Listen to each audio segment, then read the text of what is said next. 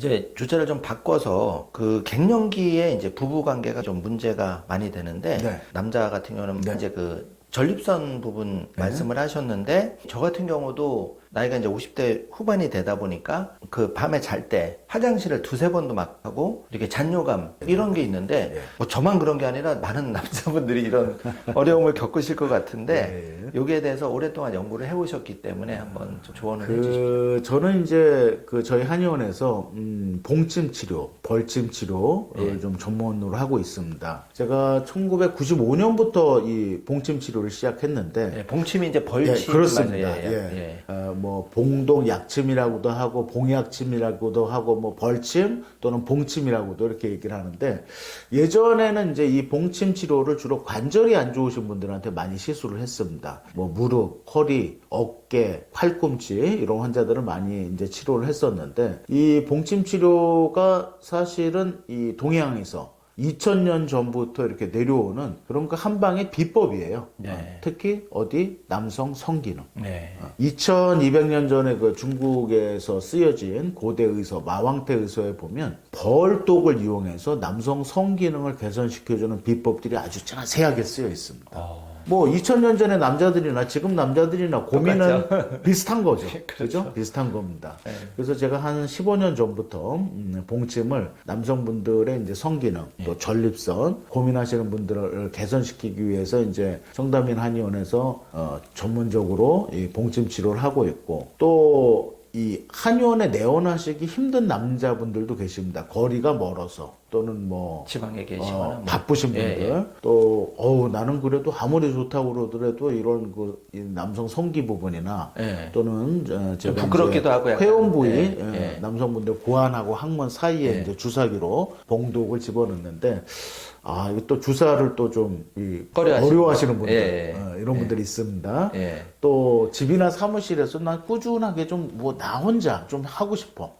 이렇게 병원에 와서 본인 그 전립선 얘기, 뭐 성기능 얘기 이런 거 부끄러워하시는 분들도 많거든요. 그래서 제가 2017년도에 그 정제봉독을 이용한 남성 외용제로 이제 특허를 받아서 2018년부터 제품으로 만들어서 판매하고 있는 그런 제품들이 여러분들 그 뭐 쿠팡에 들어가시면 뭐 위너 크림이라고 해서 이제 병으로 된 제품도 있고 위너 크림 또 요 위너 크림 파워라고 해서 이렇게 그 일회용 파우치로 만든 요 휴대용 크림도 있습니다. 자, 요 안에 이제 그 봉독 성분이 들어가 있는 거예요.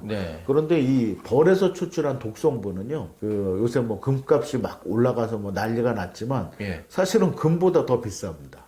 그 원재료가? 원재료가. 그래서 이제 뭐 가격 자체를 이렇게 뭐 싸게 만들기 좀 어렵지만, 그래도 여러분들이 뭐 구입해서 사용하시는데, 난 너무 비싸서 못 사겠다, 뭐 이런 정도의 가격은 아니니까, 필요하신 분들, 뭐 위너크림, 또 위너크림 파워 검색을 하시면 온라인으로 구입하셔서, 그 남자분들 전립선 안 좋으신 분들은 우리가 그 회음이라고 하죠. 이 남성들의 고환과 항문 사이에 바로 위에 전립선이 있습니다.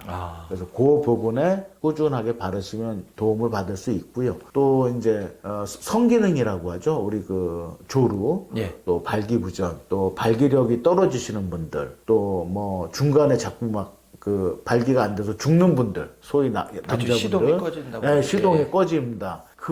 이런 분들은 이제 귀두하고 성기에 바르시고, 이렇게 그 가볍게 뭐 자위하듯이 한 20초 정도 마사지를 해주시면 도움을 받을 수 있는데, 비아그라를 복용해도 효과를 못 보시는 분들도 계시고요. 또 비아그라나 시알리스, 팔팔전 같은 거 드시고 나면 부작용 있죠. 얼굴이 빨개지고 눈이 충혈되고 이렇게 두통 증상이 와서 그런 그 발기부전 치료제의 도움을 못 받으시는 분들도 계십니다. 또 그걸 드셨을 때 이제 자꾸 내성이 생기는 분들도 계시는데, 뭐 제가 진료하는 한의원에 직접 오시면 이제 주사기로 봉독 성분을 주입하는 그런 봉침 치료를 직접 받으실 수 있고, 또 내원이 좀 어려우시거나 혼자 좀 뭔가 좀 일단은 해보시고 싶다 이런 분들은 이제 위너크림 파워를 온라인으로 구입해서 한번 사용해 보시는 것도 좋죠.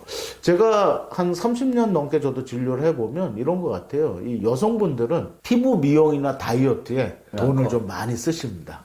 그리고 남자분들은 뭐 평상시에 별로 이렇게 돈들 안 쓰시는데 요 전립선하고 성기능 요거는 이제 친한 친구들한테도 잘 얘기를 안 하세요. 근데 본인 혼자 그냥 맨날 끙끙 고민하면서 뭐 온라인으로 막 검색하시고 이러는데 제일 큰 고민이죠, 그게. 그게 남자분들의 그 뭐랄까 말 못할 고민들 뭐 이런 거 분명히 있습니다. 그런 것들을 좀 해결하고 도움을 주는 데 있어서 이런 거 동양의 신비로운 이런 거 봉독을 이용한 또는 뭐 자가 케어 이런 것들이 또 분명히 도움을 어느 정도는 받으실 수가 있죠. 그렇죠. 남자는 자신감이라고 하는데 저는 원장님이 그렇게 봉침을 이용해서 크림하고 이렇게 봉침 요법까지 해서 전립선하고 그런 발기부전이나 여러 가지 남성 문제에 대해서 오랫동안 연구하셨다는 게 참 대단하다는 생각이 들고 내원하는 환자들도 만족도도 꽤 있으신 분도 굉장히 많죠. 한 전부 다는 아니지만 10명 중에 보통 저희가 통계를 내보면 한 7, 8명 정도는 좋아졌다. 뭐 좀 효과가 있다. 이 전립선 비대증 같은 경우에는 주로 가장 문제가 야간요거든요. 전립선 비대증 약을 서울대병원에서 처방받아서 지금 3년, 5년째 복용을 하고 있어도 선생님 저는 어제 밤에도 6번을 화장실 갔습니다. 그러면 이런 잠도 계세요. 설치고. 그러면 저는 다행히 아직까지는 야간요가 없어서 밤 11시 정도에 자서 한 7시 정도까지 이제 중간에 깨지 않고 숙면을 취하는 편인데 이게 중간에 1시간에 한 번씩 자꾸 소변이 마려워요. 그럼 계속 화장실을 가잖아요. 화장실을 가서 소변을 보고 와서 누우면요. 이게 또 금방 잠이 안 옵니다. 맞아요. 숙면이 그러면 뭐 엎치락 뒤치락 하다 또 어떻게 겨우 잤는데 뭐 한 50분 1시간 자다 보면 자꾸 또 막 소변이 마려운 느낌이 들어. 또 잠을 깨잖아. 그러고 이제 남자분들이 그 다음날 하루 종일 피곤하시고 또 자꾸 잠이 쏟아지고 또 무기력해지고 남자들로서의 어떤 뭐 자신감 이런 것들이 떨어지고 결국은 이게 삶의 질이 자꾸 안 좋아지는 거거든요. 그런 분들도 의외로 많으시기 때문에 전립선 비대증 약을 복용했더라도 여전히 불편하다 이런 분들한테 뭔가 그 보완요법이라고 이렇게 생각을 하셔도 될 것 같습니다. 아무래도 이 남자들은 직장에서도 소위 그 희망퇴직이나 잘렸다고 하죠. 이러면은 자신감이 점점 잃어지는데 신체 기능까지 그러면 더 자신감이 급격히 떨어지는 것 같아요. 그래서 정말 고민하지 마시고 혼자 고민한다고 되는 건 아니잖아요. 한번. 그럼요. 그래서 제가 원장님을 어렵게 모신 게 그런 이유거든요. 우리 채널의 중장년의 고민 해결을 위해서 저희도 조금 새롭게 접근을 해보자 그랬는데 많이 도움이 되는 것 같고 남자만 그렇게 문제가 있는 게 아니라 여성분들도 뭐 40대 후반이 되면은 호르몬의 변화가 있어서 그런 치료 사례도 많고 어떻게 그런 거 극복해야 되는지 부탁드리겠습니다. 여성분들은 갱년기잖아요. 갱년기. 아까도 잠깐 말씀드렸지만 여성분들이 40대 이제 병원에 가시면 대부분 혈압, 고지혈, 당뇨 이 수치들이 비교적 깨끗합니다. 그런데 갱년기가 지나면서 폐경이 되고 여성 호르몬 분비가 중단되거나 급격히 줄어들면요. 50대 똑같은 병원을 가시면 이제 혈압약을 드셔야 됩니다. 고지혈증 약을 드셔야 됩니다. 당뇨약을 드셔야 됩니다. 근데 이 혈압약, 당뇨약, 고지혈증 약은 특징이 있잖아요. 한번 먹기 시작하면 언제까지? 죽을 때까지. 계속 먹어야 됩니다. 그래서 여성분들이 폐경이 지나면서 50대에 이 심혈관 질환 환자들이 급격하게 증가를 합니다. 또 갱년기 동안 열이 오르고 내리고 또 식은땀이 나고 오한이 오고 이게 하루에도 뭐 10번, 20번 또 뭐 온몸에 고춧가루를 뿌려놓은 것 같은 그런 느낌들. 그러다 보니까 이제 남편이나 자제분들한테 신경질 내시죠. 막 짜증나고 뭐 목소리가 커지고 간혹 가다 뭐 분노 조절 장애까지도 가는 경우들이 있습니다. 근데 이런 그 갱년기를 한 6개월에서 1년 정도 이렇게 짧게 지나가시는 분들도 있는데요. 어떤 분들은 갱년기 기간만 5년에서 10년 동안 고생하시는 분들도 계시거든요. 근데 예전에는 한 20년 전에는 여성 호르몬제가 개발이 되면서 이 여성 호르몬을 먹고 주사를 맞으면 다시 젊어질 수 있다. 다시 생리도 시작할 수 있다. 이런 이 홍보가 나면서 소위 강남에 계신 아줌마들이 뭐 아주 열풍적으로 그 약들을 많이 먹었던 시절도 있습니다. 근데 이제 한 1, 2년인가 지나서 미국의 FDA에서 발표를 했죠. 자, 여성 호르몬제를 먹게 되면 유방암과 자궁암의 발병 비율이 급격하게 올라가는 부작용이 생기니 반드시 사전에 유방암 검사와 자궁암 검사를 해서 암이 없는 사람들만 이 여성 호르몬제를 먹어야 된다. 또 여성 호르몬제를 굉장히 그 소량 아주 조심스럽게 먹어야 된다. 이거 부작용이 심각하다. 이런 발표가 있었습니다. 그래서 그 후로 여성 호르몬제 투여 환자들이 굉장히 많이 줄었는데 그렇다고 해서 너무 힘든데 뭔가를 안 먹을 수는 없고 그런 경우에 우리 서양의 불로초라고 하는 이제 뭐 아티소라고 해서 여러분들 그 아티소 검색을 해보시면은 네이버에 효능과 효과들이 다 나오는데 이 아티소가 그 콜레스테롤, 중성지방 수치를 내려주는 효과가 있습니다. 뭐 심혈관 질환에 도움이 되죠. 예방에도 도움이 되고 네. 또 우리 그 갱년기 때 많이 스트레스 받으시는 게 여성분들은 갑자기 피부에 주름살이 늘고 피부가 이렇게 처지고 또 관절들이 많이 안 좋아지시거든요. 근데 그럴 때 가장 중요한 영양 성분 중에 하나가 콜라겐입니다. 콜라겐. 콜라겐 하면 많은 분들이 이게 피부 탄력만 생각하시는데요. 피부 탄력이나 주름보다 더 중요한 게 혈관의 탄력성, 요 콜라겐이고요. 그게 제일 중요할 것 같아요. 그 다음에 네. 연골, 뼈, 근육, 힘줄을 형성시켜주는 핵심 성분이 콜라겐입니다.